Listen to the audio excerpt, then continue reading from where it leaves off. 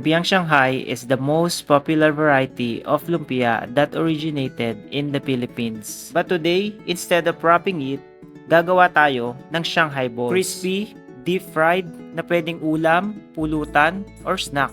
It is similar to Chinese spring rolls. This dish is usually inaabangan sa mga handaan. This is the Shanghai fillings na ginawa ko na the night before. So itoto lang natin siya para mag-soften yung meat at saka yung ibang ingredients, and then we will make it into Shanghai balls.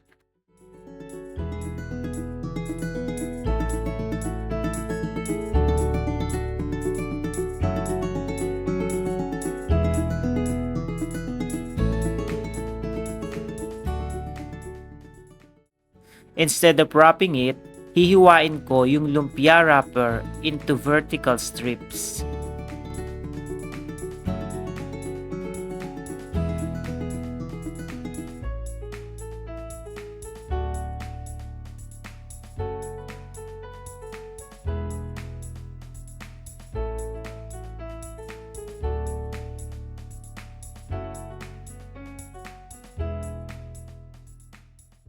Now, it's time para bilugin na natin yung ating Shanghai fillings into meatballs.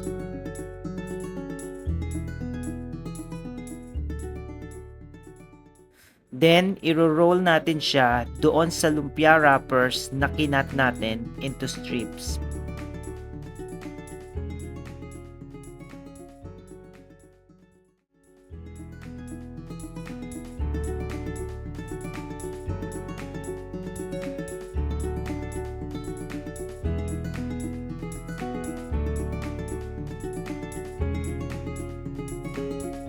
Then, saka natin to i-deep fry.